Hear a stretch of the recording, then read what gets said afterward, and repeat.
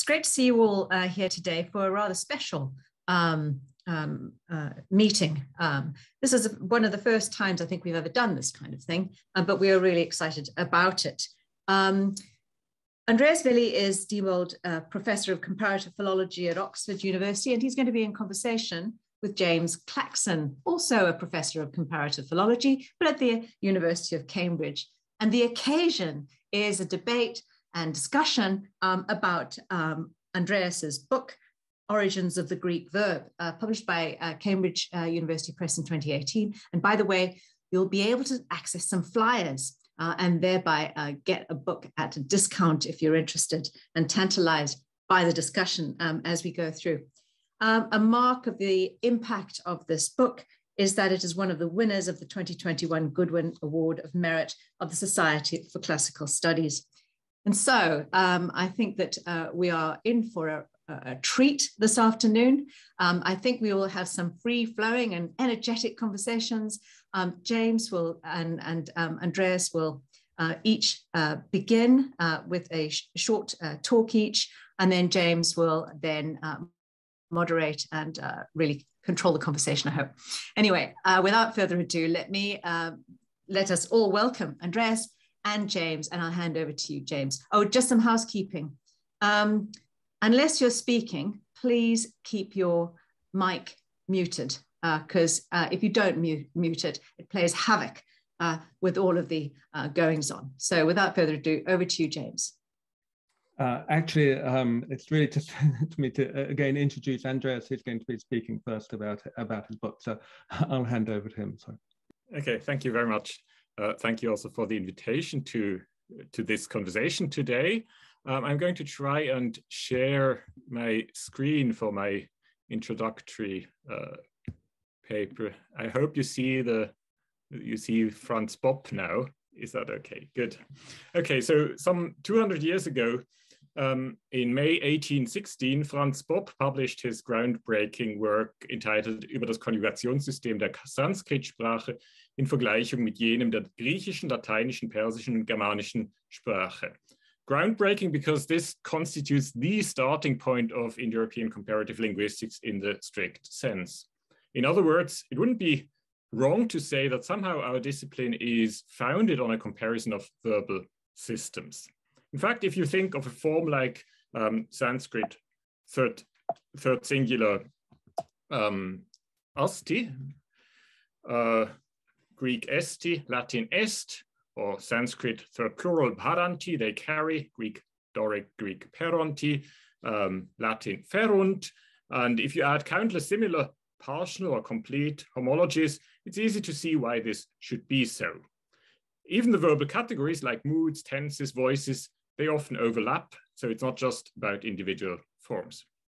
But of course, the differences are equally real, and they are what makes comparative philology exciting and intellectually challenging. In the later 19th century, scholars realized that luckily sound change is regular, not random. Without that, even if we were convinced that there must have been an Indo-European ancestor language of Greek, Sanskrit, and so on, we couldn't decide whether these Indo-Europeans said asti, esti, est, or whatever when they meant he or she is. In Bopp's time, in fact, that wasn't the case yet. Bopp was still happy to argue, for example, that Latin amamur, we are loved, comes from ama, to love, and first singular sum, I am, with a random consonant transposition and an equally random omission of plural morphology. However, regularity of sound change still doesn't entirely clean up things. If we take first singular Sanskrit parami, I carry, and Greek phero, Latin phero, the sound laws we have and know about don't really help us. They only take us back to a Proto-European pero or such like. But there is no sound law by which Sanskrit would regularly add mi to the end of such a form. And neither is there an alternative sound law by which mi would regularly be lost if we chose to start from Indo-European peromi instead. Now, this is where analogy comes in, as was recognized again in the 19th century, especially among the so-called neo-grammarians.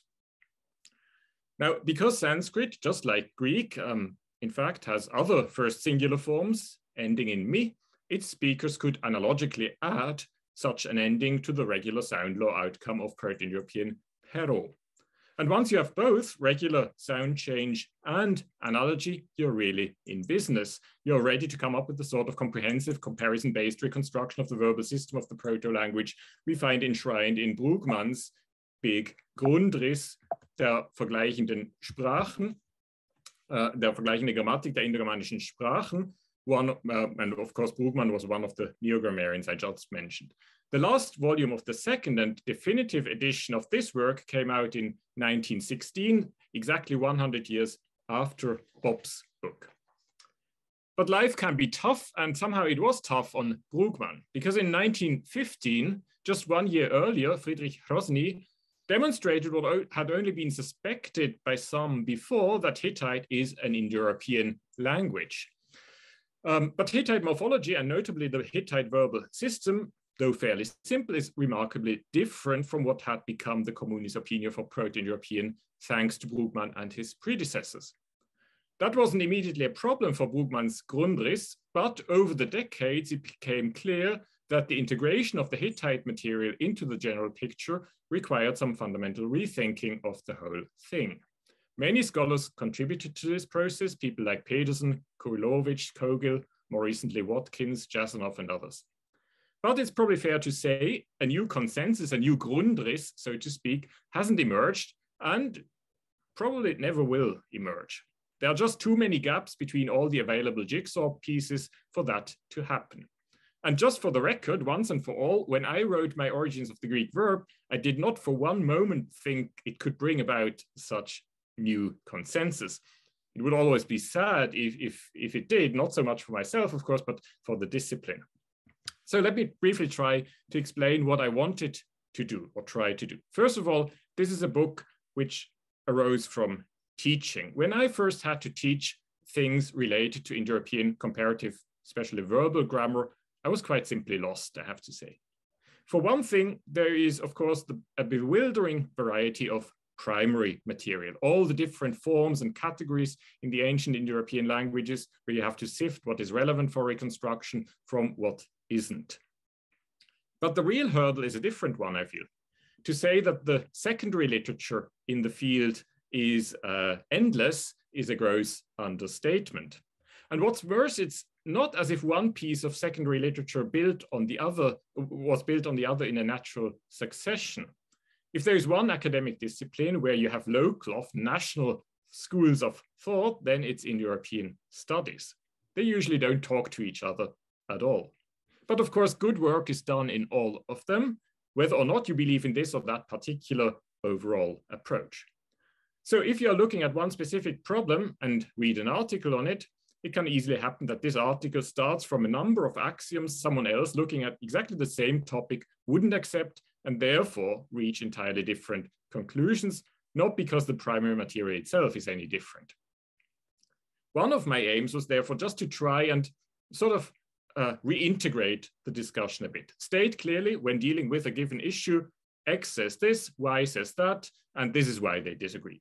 Plus, of course, critically discuss all these stances.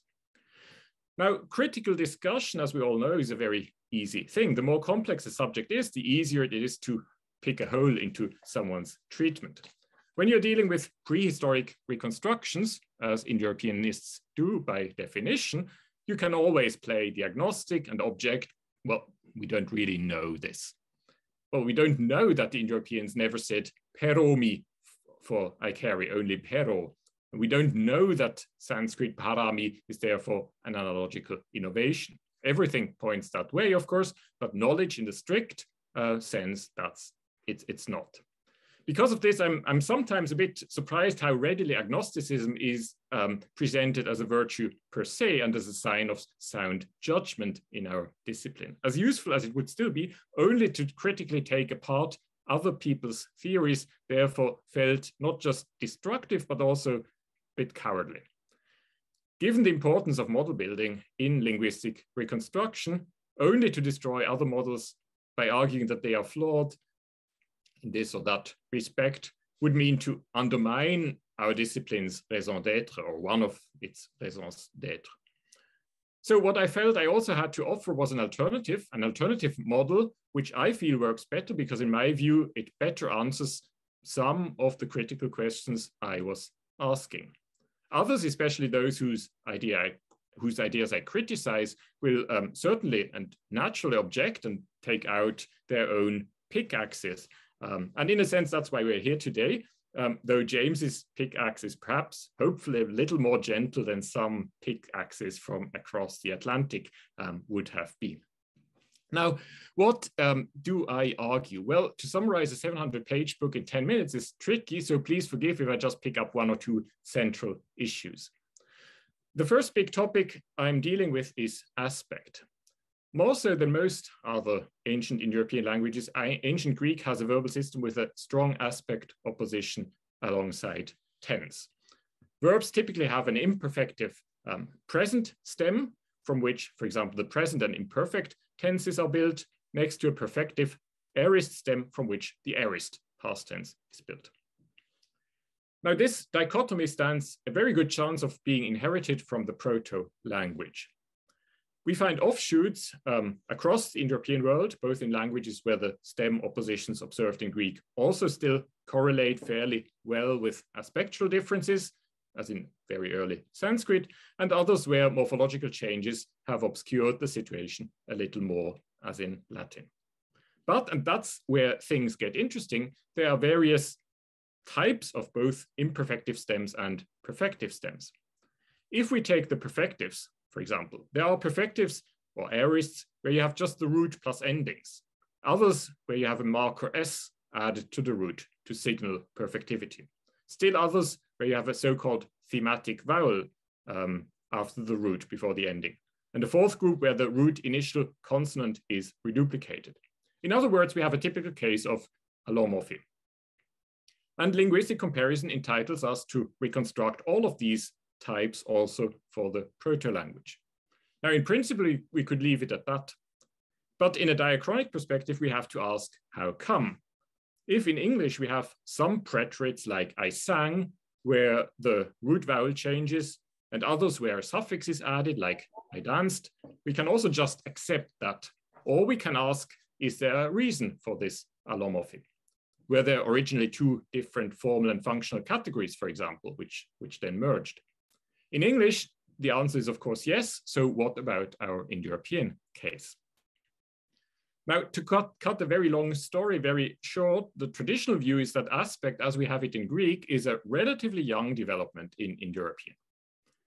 Originally, the different perfective stem markers, and similarly the different imperfective stem markers, of which there are even more, would have been used for different types of Aktionsarten. For example, they would have signaled punctuality or inchoativity or iteration and so on. Tense, meanwhile, would also be a relatively young development in the language family, marked this time on verbal endings. For example, the third singular ending would initially have been just t, no matter if you were talking about the past or the present. But at some point, the present was differentiated out by adding a final I, so that there was a new opposition between presentic third singular t and past third singular t. So far, this is pretty uncontroversial. But the traditional story now goes on broadly like this. After tense had been introduced into the system, again, not very far back in time, some of the specially marked Aktionsarten stems lost their semantic specificity, and they began to compete with and eventually oust their unmarked counterparts in the present tense, but not in the past tense. As a result of this, speakers would have ended up with situations where there was one present tense stem next to two past tense stems, one marked, the other unmarked. At that point, the marked past tense stem would have been interpreted as aspectually imperfective and the unmarked one as perfective, giving rise to the perfectives that consist only of root plus ending. In other words, the rise of aspect would be a byproduct of the rise of tense, combined with a lot of semantic bleaching among all the stems that had previously had distinct Aktionsarten roles. Or to put it differently, at some point in the not too distant past, Proto-Indo-European would have had an extremely poor or primitive verbal system without tense and without aspect. Now, of course, there is no way of disproving that. But again, simplifying a bit, I'm now asking, is such a reductive model intrinsically plausible? Is it the best we can come up with, especially when it forces us to operate with a number of assumptions which are quite ad hoc and, in my view, not intrinsically plausible, like the idea that all the alleged form or Aktionsarten suffixes lost their functionality, but lost it only in the present tense, not in the past tense initially. Mind you, incidentally, there is no evidence for these various alleged original values in the form of any philological traces. Or similarly, the idea that when we can still see, so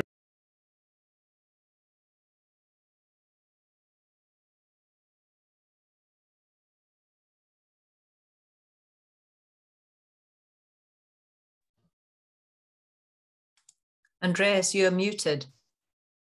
Can you unmute yourself?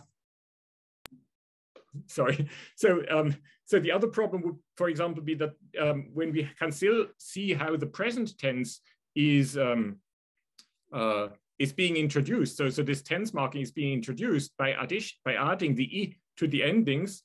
Then we would also have to say, well, the aspect, which is even later than the tense, would have to come in, but then also disappear again before our record really starts, because in most branches, including, for example, the very old Anatolian branch of Indo-European, show us only at best traces of the old aspect differentiation.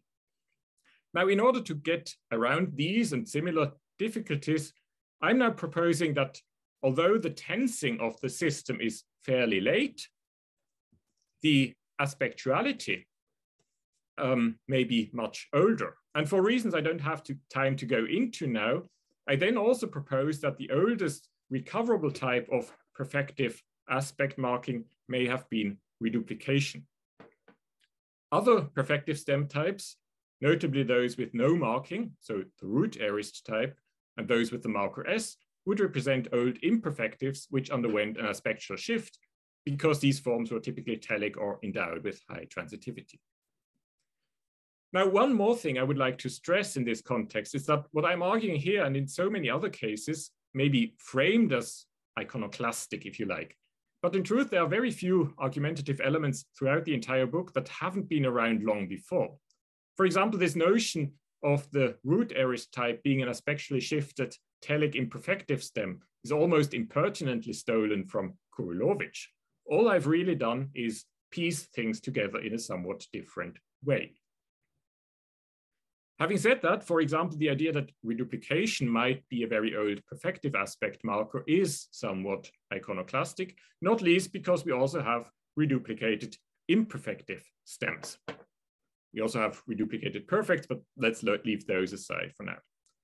Traditional accounts have been entirely focused on these reduplicated imperfectives, and they have simply forgotten the reduplicated perfectives. Essentially, they said, well, reduplication must be iconic.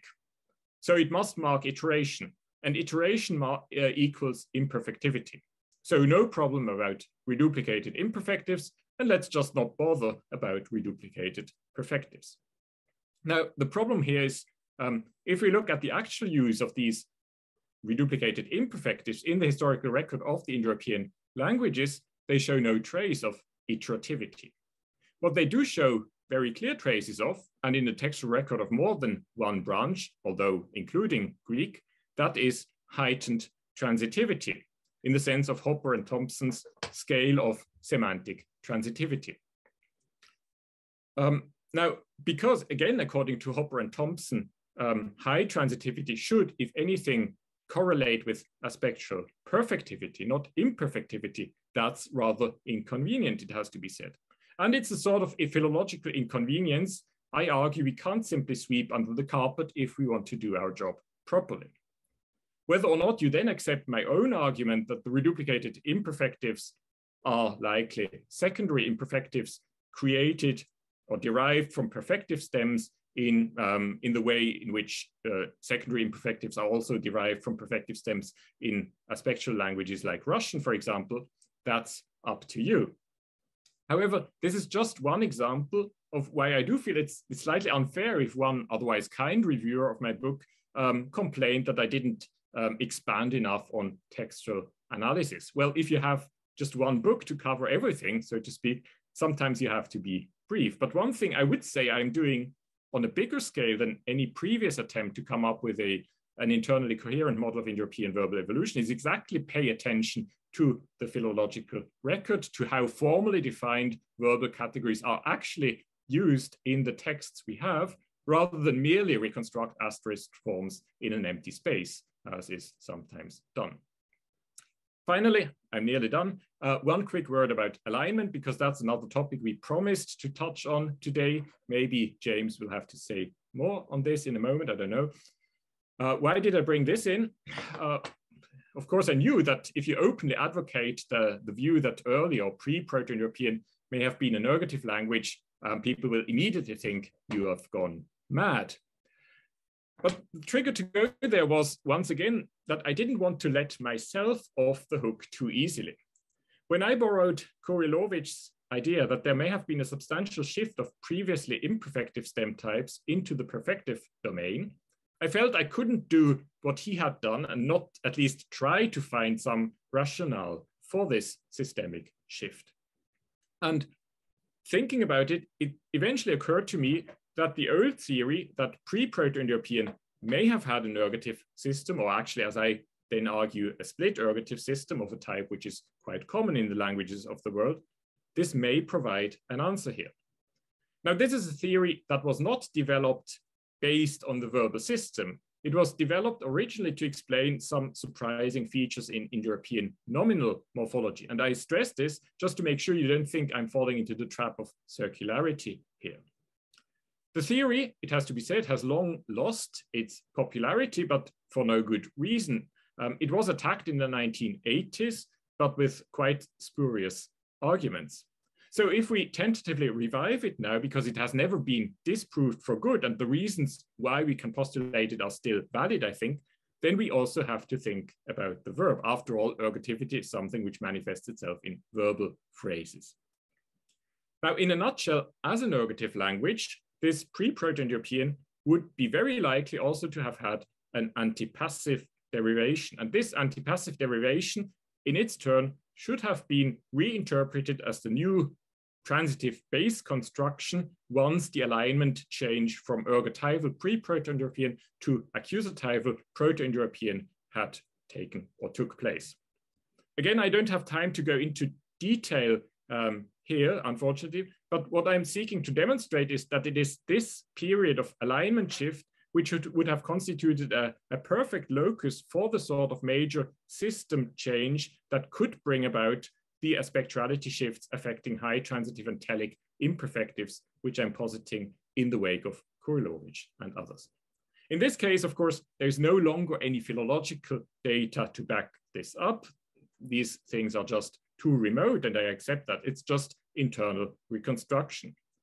But in order to make up for that shortcoming, I'm still trying to sort of objectify my ideas, to constrain what is unavoidably speculative, namely by bringing in a typological perspective and by postulating only what I quite confidently believe are typologically plausible developments. I'm the last to deny that there are limits to reconstruction.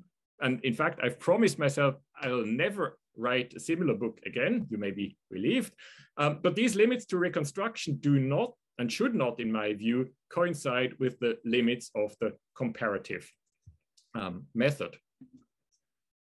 Indeed, to defend such a position would mean to artificially cut off our comparative linguistics from wider historical as well as typological linguistics at a point where these two fields, in tandem with good old textual philology, promise probably to answer more of our open questions than anything else can. And that's it from me for the moment. Thank you very much, Andreas. And I apologize to all those present who are expecting me to wield any pickaxes, because I certainly have not come to destroy the Greek verb, or indeed to set up an alternative hypothesis. I do think it's a fantastic book. Actually, after it came out, we had a term seminar in Cambridge, which we just devoted to this book because it's such a rich book. There are so many different things in it. And Andreas, I mean, is very modest about what he's done, but very few people do have the command he does have of both, well, the languages, secondly, the philology of those languages. I mean, actually, the detailed kind of textual knowledge of Greek, Indo-Iranian, Hittite, all across the Indo-European language families, but combining that with a typological knowledge and awareness of patterns of historical linguistics and diachronic change. And I think that what makes this book, I mean, you know, kind of unignorable. But it is curious. I mean, I suppose that we're now in 4 years since it was published, that it actually seems to have had less of an impact on the field than I would have expected. I mean, I think, you know, I think every Indo-European should read this book and you know, rethink what they're doing and have something to say about it. But so far that hasn't really happened. And as Andreas alluded to, I mean, I think it's met a very hostile reaction from North America in particular. With, you know, I've heard people say, well, you know, this shouldn't have been published. It's very nice to see some people from the US here today, so perhaps they can, you know, chip in and say, you know, maybe they're not of that view that it shouldn't have been published. But, you know, I'm delighted it is published. I think one thing which perhaps it's kind of difference in attitude towards reconstruction that might have led to this view.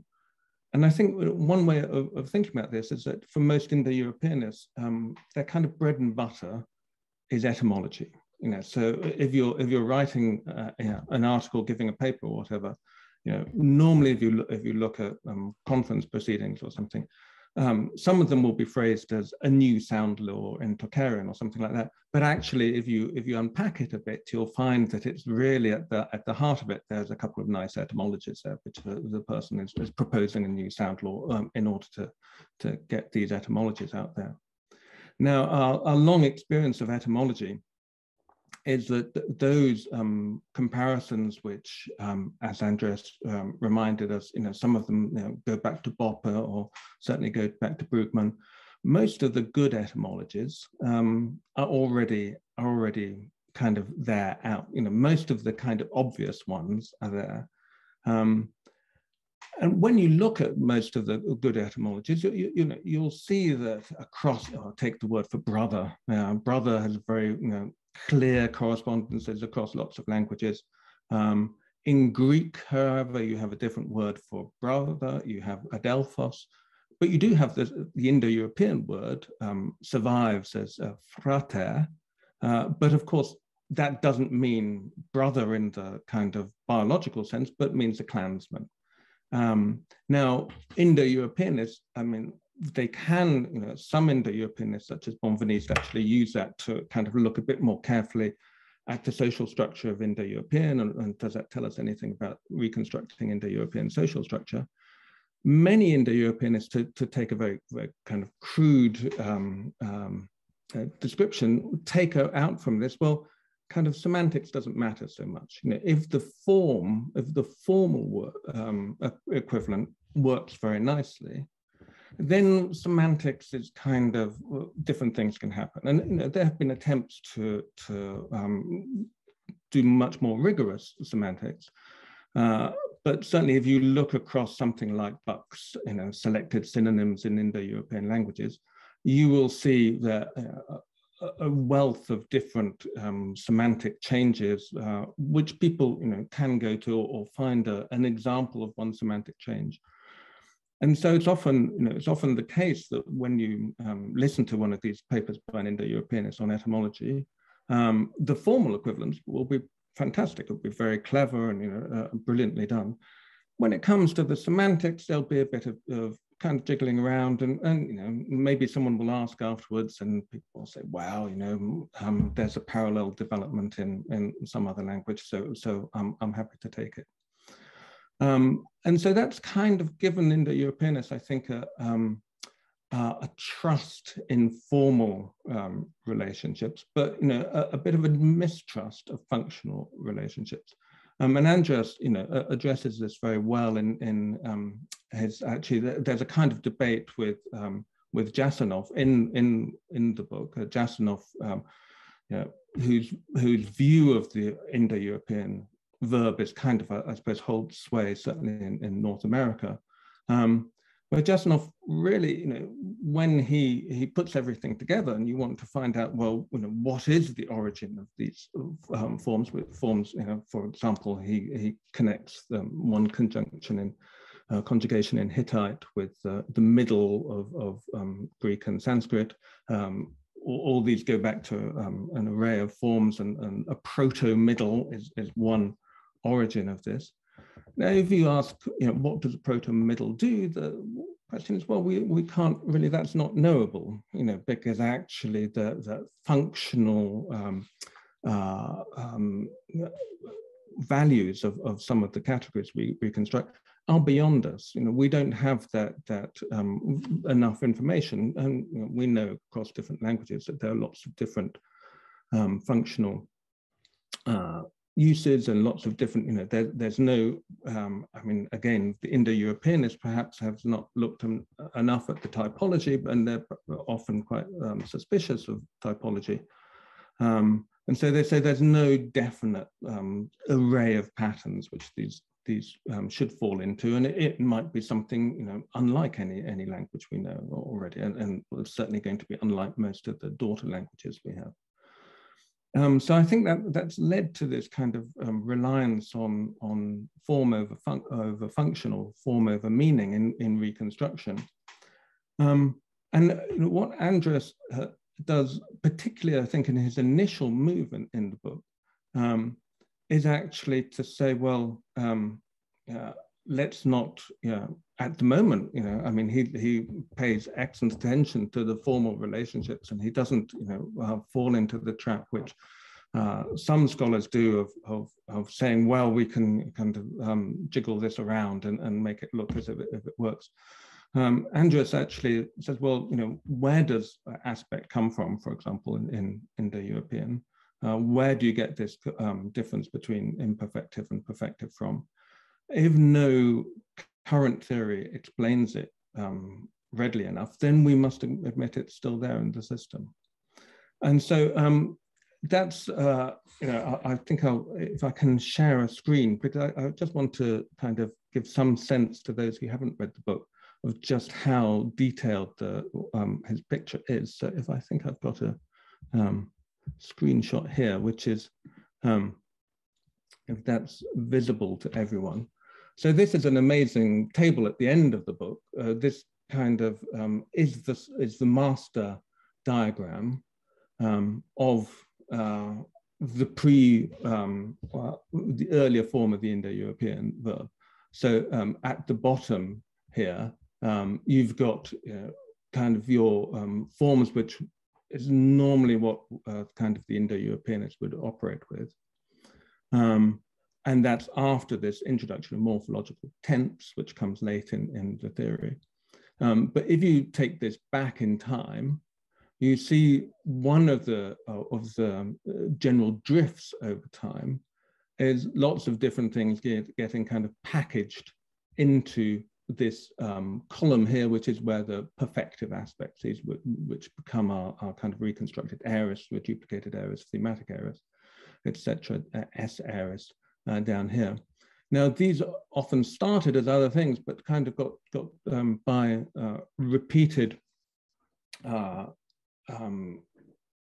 reinterpretations of imperfectives or other verbal forms to as perfectives. They all kind of wash up as aorists. But the category of the perfective aspect, you know, just keeps on getting renewed and renewed.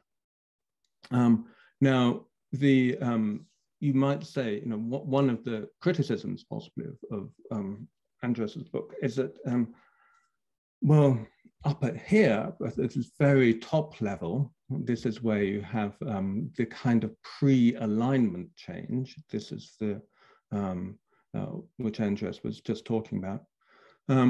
Here you have quite a simple verbal form, or array of verbal forms with transitives, intransitives, antipassives, and these reduplicated perfectives rather, and then participle formations. Now it's here where, this is the kind of excitement of the book, where all these things change, get reinterpreted,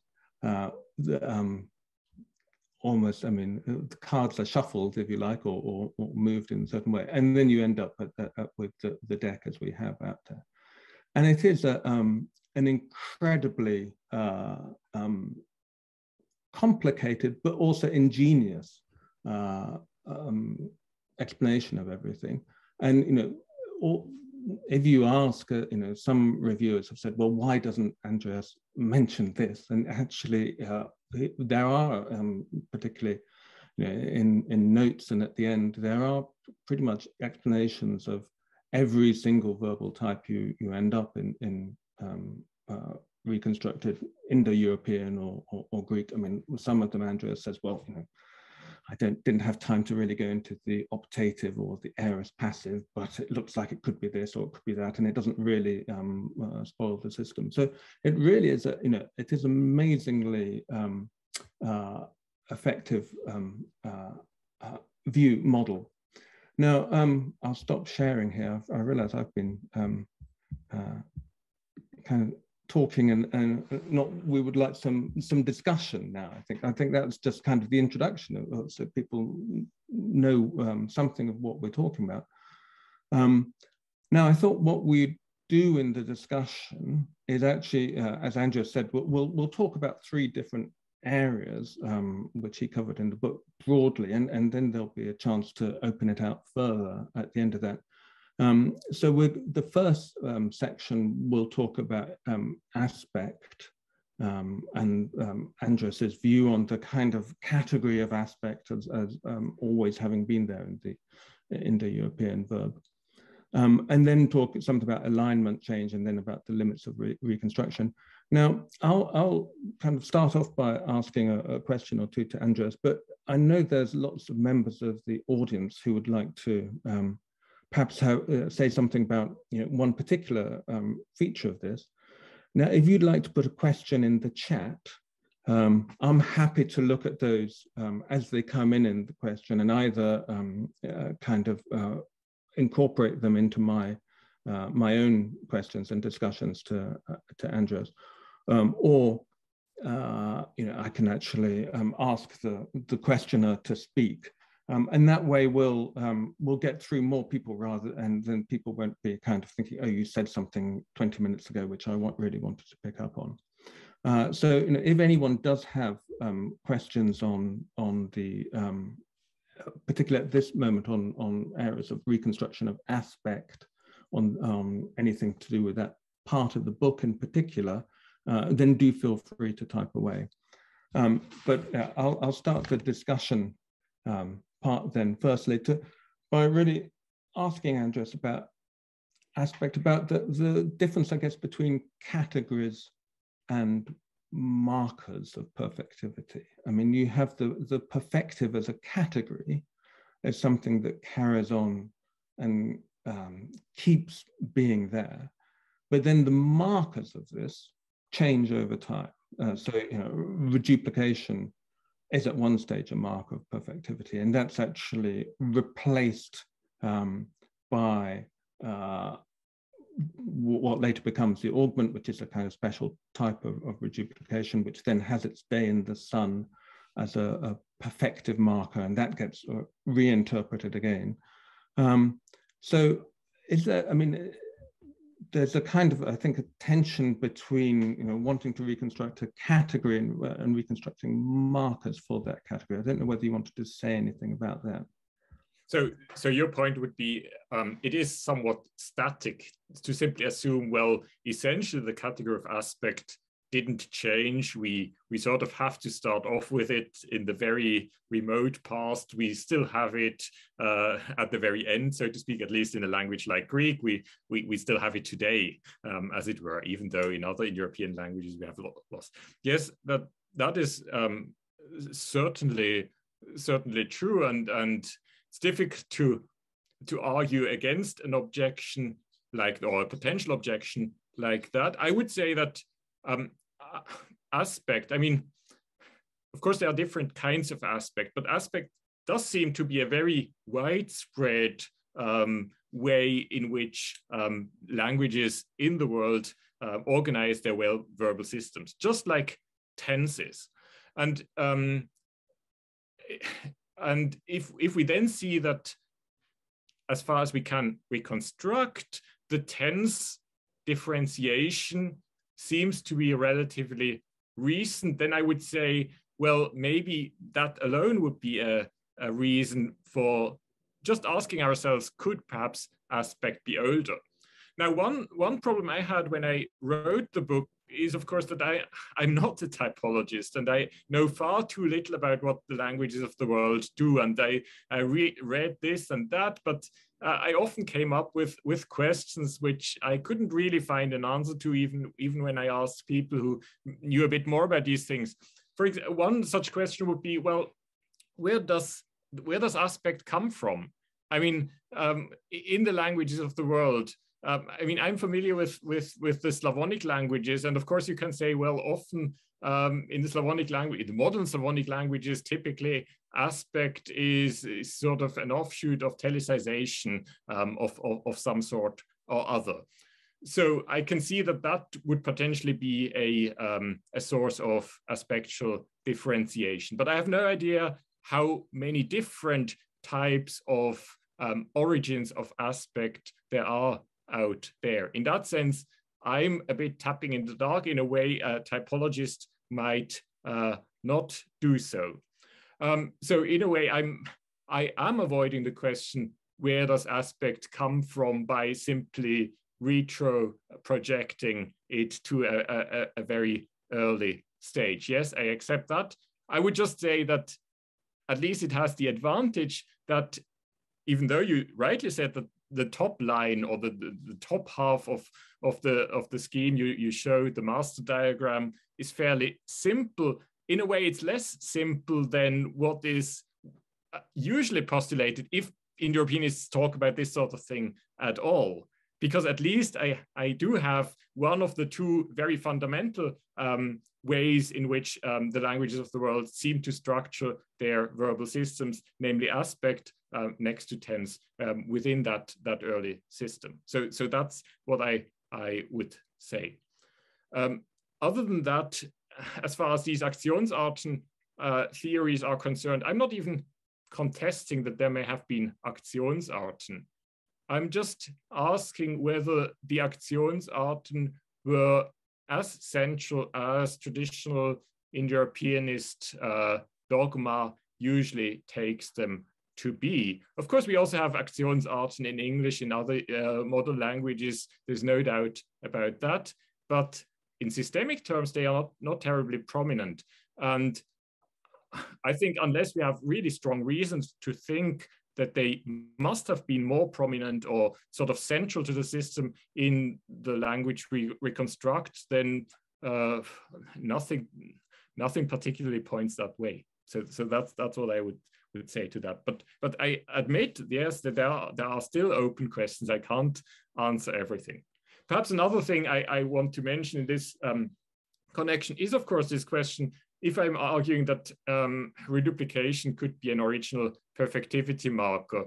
Now, reduplication has, of course, been a topic of much debate in typological and general linguistics, and it is clear that there is a tendency for reduplication to have some iconic value and so on. So I'm not even contesting that. And then you could legitimately ask, well, how likely is it that you can have a reduplication marking to act later on or eventually as perfectivity marking? That's a legitimate question. I would say it's actually not so outlandish, because one thing is to say that reduplication is somehow iconic, or typically iconic, and marks iteration. And another thing is to equate iteration and imperfectivity. And I think that the second step, which is often taken for granted within European studies, is simply not warranted, because you can easily have iteration which is not at all imperfective. In fact,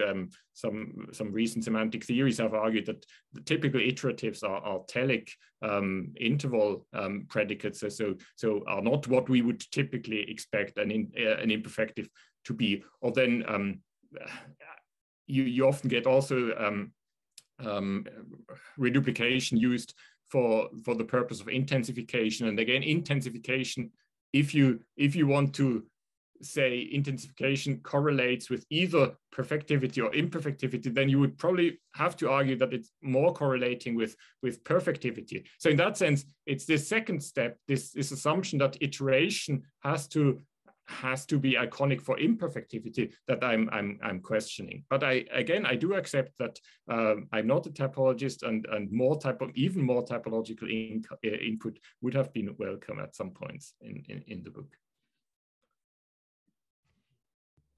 Thank you very much. I did want to ask you a bit about reduplication as well, actually, because one of the moves you make in the book is, often Indo-Europeans talk about different vowels with which you reduplicate, with E or I, and you actually get rid of that quite quickly. You say, well, E is basic and I is clearly secondary, and then it gets reinterpreted. I mean, you could tell quite a different story if you do see that as more fundamental, could you not? Yes. And I think that, again, that's a legitimate point. And this is just one example where you can easily tell a different story if you look at one bit. And in a way, that's what I'm saying at the very end of the book. Look, it's easy to tell different stories about this or that, but in the end, you have to tell a story which where everything sort of goes together. And I'm not denying that there may be better stories than my story, but when you're specifically talking about the reduplication syllable and the different types we have, well, yes, of course, what I'm doing there is sort of very basic internal reconstruction. If I'm saying, well, let's just assume that they all go back to one type of reduplication. But I would say, well, internal reconstruction is nothing bad, nothing evil as such. I mean, we use it all the time. And unless we have particular reasons to object to the idea that the different phenotypes of reduplication have different sources, why should we do it? Why should we go for a less economic reconstruction if there are ways of coming up with an economic reconstruction? But I have to accept, of course, I can't, the way I derive the I reduplication from the E reduplication may be questionable to some people. Although, again, I'm clearly not the only one here who does that. I mean, this is you can find plenty of Indo-Europeanists who believe that anyway, who maybe juggle around with things differently, but who would also accept that all these different reduplication types are ultimately just outcomes of one and the same process of reduplication. Now, we have a question from Sheila, and actually it might be, if that's all right, Sheila, if you'd like to ask it. And shall I share the screen with because it refers to the diagram I put up. So if I share that again, and then if you can come in and talk about it, Sheila.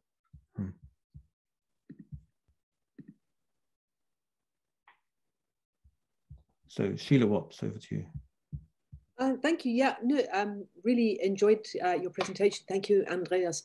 I wondered if you would like to say something about whether you think as a principled categorization, there's a difference between the things marked to the left of the stem and the things marked to the right of the stem. And is that a meaningful way of grouping sort of types of tense aspect categories and other categories? I mean, it's certainly something I thought about, of course, because essentially you have two things which are marked to the left of the stem in European, or in sort of reconstructed Proto-European and beyond.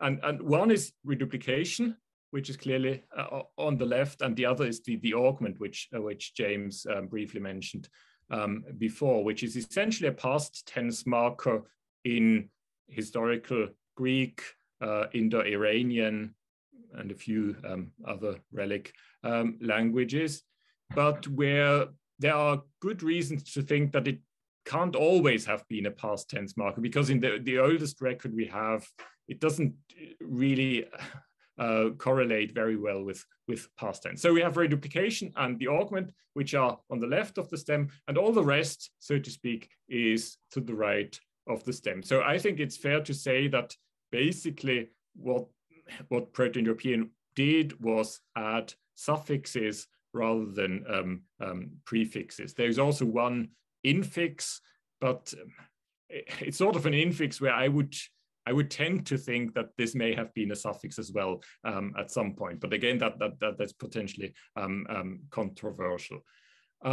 What we can conclude from this distribution, I don't know. I mean, in a way, of course, often one can say, well, the more basic categories should be marked closer to the root than the others, but closer doesn't tell us anything about to the left or to the right. In that sense, I'm afraid I don't really have a good answer to your question, or I don't have a clear view why we have reduplication marked to the left, but nothing else marked to the left. All I would say is it is remarkable that we have just reduplication and this augment marked to the left. And in my view, that is potentially something which could support my derivation of this augment from a reduplication syllable. But again, of course, if people who are firmly convinced that the augment must go back to some particle, of course, there's nothing to disprove that, since you can have particles basically anywhere. You can also have one before the verb and then have the verb as a clitic attached to that particle. In that sense, I can't disprove that either. Again, it's my drive to come up with as economic a reconstruction as possible, which has led to this situation. Thank you. And I think since there's no further questions in the chat that I can see, if I can move on to talking about something about alignment change, which is the final two chapters of Andreas's book. Really developed this idea that, well, what if you did have an ergative or split ergative system for Indo-European? And if this is something which I guess a lot of Indo-Europeanists have a kind of weak sort of belief, well, yeah, maybe there's something like that in the background, but a reluctance to go into too much detail. But Andreas does go into detail, and so if this is what we think, let's try and see what it would look like and how this would affect what we reconstruct. And people have, I think, well, I've certainly thought about, I don't have the brains of Andreas to come up with a way of putting this together, but the antipassive is a interesting sort of category to get transitives out of. It looks a nice way of getting there, and I think the way you do it, Andreas, is very, very neat. There's a kind of I guess in my mind about this, as in a way, reading people's kind of reconstructions of Indo-European sentences in the ergative sometimes seems to me a bit like listening to other people's recounting of their dreams. They're very, very significant to them, but to the rest of us, they can be a bit, okay, that's what you think. I mean, sorry, that may be a bit unfair to do that, but there's a bit of a take it or leave it, and aspect to this, and I don't know whether you think, is this something, I guess one thing to ask you about this is, how did you arrive at this theory? Is this something which kind of came out as you looked more closely, or did you kind of start with a hypothesis, well, maybe this would work? No, I didn't really start with a hypothesis. In fact, before I started working on the book, I knew very little about it. I mean, I knew that people had discussed these things and sort of had a consensus of some sort had emerged that, well, maybe pre-Proto-Indo-European wasn't, or what I call pre-Proto-Indo-European, wasn't really an accusative language, but okay, if we don't believe it was an accusative language, then it probably was an active language or a split S language, as it's sometimes called, but certainly not an ergative language. And well, how did I get into this? I can't even remember, to be entirely honest. Of course, at some point I started to think about verbal endings, because I thought, well, after all, we can't just talk about verbal stems all the time. We have the verbal endings, and verbal endings are a very flimsy thing. But once again, I mean, there seems to be some typological consensus that verbal endings do often arise from pronouns, and in a way, it makes sense if you think about it. What else should they come from, if you like? Now, one interesting feature and somehow suggestive feature is the first singular ending of say the main conjugation class of Indo-European, which has this ending mi, with an M plus this present marker. And of course, we have exactly the same M in the oblique cases of the first person pronoun. Now, that's perfectly possible that this is a coincidence, and I admit that. But if you start from the assumption, well, after all, it's not that unlikely that verbal endings come from pronouns, then you sort of have to start and try and make sense of why do we have an oblique stem? Why do we have an ending which seems to go back to an oblique stem, not to the nominative of this first person pronoun? So I'm just taking this first person ending because it's sort of the strongest bit of evidence from the verbal endings, which would point in the direction of an ergative system. But as I mentioned, the ergative system as such was posited on the basis of the nominal endings, simply the observation that the prototypical marking of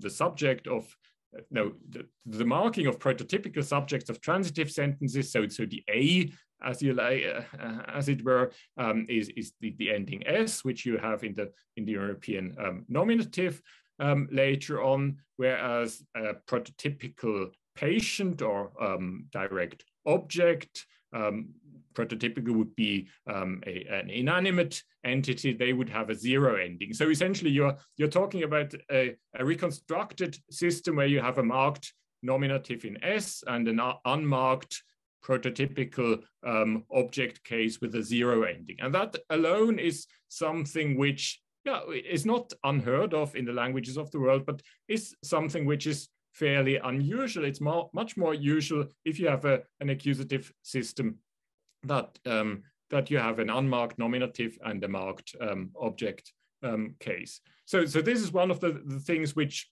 more than 100 years ago brought up this ergative theory, and somehow, I just find it interesting when I read about it. And then I noticed that these people who came up with the ergative theory, at some point they also brought in the verb, but they weren't really interested in the verb.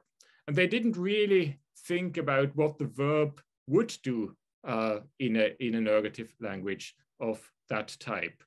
And especially, I mean, this whole notion of the change from an ergative system to an accusative system, that was of course around. And the idea had always been that the marking of the A, of the agent in transitive sentences was extended to the subject of intransitive sentences. And once you did that consistently, of course, you change from an ergative system to an accusative system.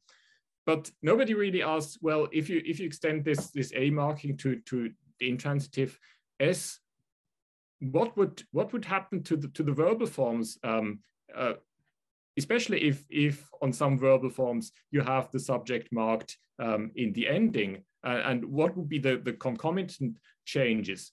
And then there's, of course, the question of antipassives. If we have passives in accusative systems, and if we see at the same time, if we take a language like Persian, there we see how over time an ergative system arises from an accusative system.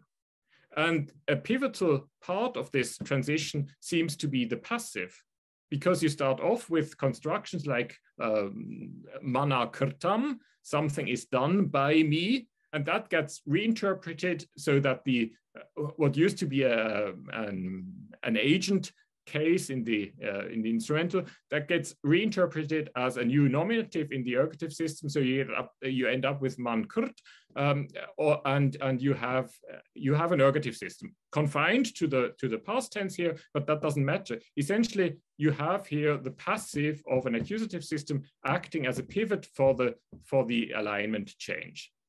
And in exactly the same way, you can operate the other way around. You can easily observe in some cases where you have changes from ergative systems to accusative systems that antipassives seem to play this role. So I simply ask, well, let's have a try.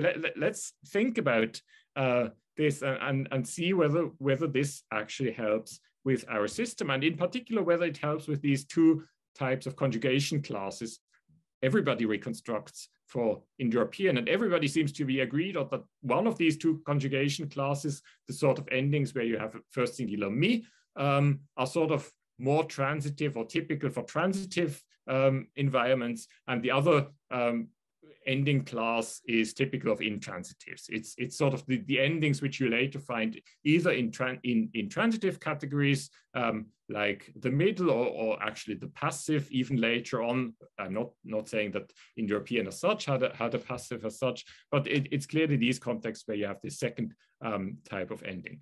So if you tentatively subscribe to an ergative system, you simply have to ask yourself, well, can we correlate these two sets of endings with the ergative construction, well, one of them with the ergative construction, and clearly that would have to be the transitive set of endings, and then the intransitive set of endings should have to be something else, and then you're left with actually either intransitive sentences or potentially antipassives, because essentially in an ergative system, antipassives are syntactically intransitive constructions, which are, however, semantically equivalent to, or can be semantically more or less equivalent to transitives. So that's how I came into this. Sorry, this is a bit abstract here. One should really demonstrate it more clearly, but that would lead into horrible detail here. But that's just to give a bit of a background to what I was trying to do here, and why I was trying to do it. Thank you very much. And I should have mentioned that actually we have here Roland Poot in the audience, yes, who was, of course, the first person to publish on the antipassive or as an origin. Indeed. Becoming a new transitive, and you know, it is that is very attractive in many ways as also behind the middle ending, because you know many of the features of the passive can also be seen as kind of going into the middle, that kind of subject-centeredness, for example, which would play out quite well. And Roland's just told me if anyone wants to look it up, Indogermanische Forschungen 109 in 2004. So thank you, Roland. I think as time's moving on, I mean, that actually brings me to the other kind of strand which I wanted to talk about, and that's the kind of, you know, how far back can we go? And in a way, it relates to the earlier kind of criticism I think people have made about about how much confidence we can have in reconstructing our functions to this extent, what is our knowledge of the verb. And I think you make a very good point that, you know, if we're not doing this, then kind of what are we doing as Indo-Europeans? You know, it's if we're not really trying to say this is a comprehensive system and it works as a system, then Indo-European just becomes a kind of place where we chuck anything which is difficult to explain, and we just say, well, this goes back to Indo-European, and it doesn't have much force as an explanatory idea, and we're not getting the most of it. We're not actually getting what we can out of it. You did say in your opening remarks that you think there are limits to reconstruction, and that this is actually this is a model that you're giving us, and it's a kind of it's a good model to work with, and I think that's a very good point. Actually, it's something to think about. But did you ever think you were going too far, or did you ever think that this is really, well, can I be sure of this? Do I believe this? Well, first of all, did I ever think, can I be sure of this all the time? I mean, to write this book was a real nightmare. And I write it in the preface, and I do mean it. I had sleepless nights because I woke up and thought, well, this doesn't work, and I had to rewrite in entire chapters, and until I thought, yeah, now the theory really holds together. And of course, all the time I was worried that something would come up, or my ignorance would show up, and so on. And there may well be things which do not work as well as I in the end hoped they would. In that sense, I'm not at all sure that this is the last word, and I may have to rethink. And I'm very grateful to all the I think that, well, I'm aware of two very substantial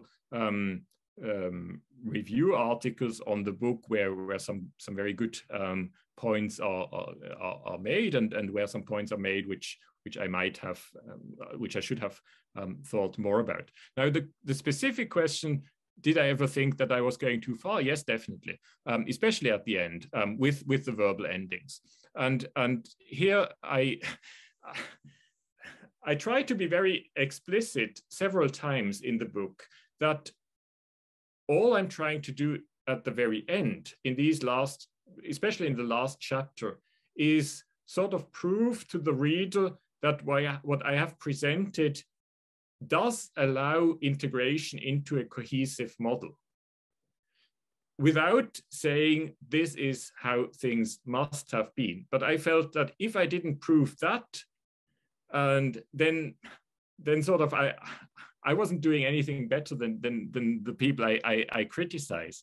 If I just say, well, this is how it could be, and that's how it could be, but then if I don't at least give this overall picture so that people can actually say what I'm doing and sort of tie the things together, then it's not worth much. But again, of course, I am aware that all this internal reconstruction of verbal endings, I mean, that's highly questionable. I think I'm not violating any principles of internal reconstruction here. And that's another thing I would want to mention.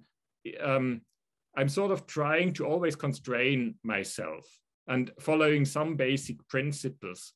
For example, when it comes to analogies, I try never to posit analogies which sort of offend what we know are normal principles of how analogy works. For example, not to posit a second plural form as the analogical basis for other personal forms in the paradigm. That's bad practice, because we know that usually it's third singular forms which influence other forms in the paradigm. For example, third singular influences third plural, or third singular influences first singular, or first singular influences second singular, and not vice versa. So these are sorts of general principles, which of course are not universal principles. There can always be exceptions, but because I know that I'm speculating so much, I feel I at least have to adhere to these principles and not offend against these sort of guidelines myself. So in that sense, I hope I haven't committed too many sins in that respect. But I do accept, yes, if it was only the last chapter with the verbal endings, then yeah, I would be a very critical reviewer myself. And I hope that that those who are rightly critical of those parts of the books can still get something out of the earlier parts of the book where I'm not talking about internally reconstructed verbal endings and stuff like that. I think one of the many strengths of the book for me is actually, as you said at the beginning, the breadth of your reading and citation of different authorities and scholars from the whole past 200 years of Indo-European studies, and actually, reminding us of some of these, or telling some of us who, about theories which we never knew about in the first place, and actually seeing how they can be, some insights made by others can be part of a more comprehensive whole. And I think that's a wonderful spirit of the book, that it's kind of the open-mindedness of the reading, and I think that's as you say, that there's very little here where you are the very first person to say anything. It's actually that often someone else has kind of thought, often for not on such good grounds as you, but that there's posited one thing or another. I mean, one of the figures who actually, when I was a student, was the kind of go-to person, Kurowicz, but has really fallen out of favor, I think, in the last few decades. I mean, it's very nice to see him coming back actually in this book. So I think that's interesting. Everyone kind of makes their own antecedents, and that's very good. Thank you very much, Andreas, for the discussion and for writing this book. I think I now hand back to our president. Well, thank you as well, James, for this very kind way of organizing this conversation as a real conversation. Thank you. Thanks very much indeed, James and Andreas, for this most stimulating and very civilized and very friendly conversation. And thank you to the colleagues who have asked such really interesting questions, actually, to expand the topic. This pretty much brings us to the end of our business. I'd like to thank everybody who attended today. It's been great to see you. You can always become a member of the Philological Society, where you can enjoy occasions such as this on a regular basis.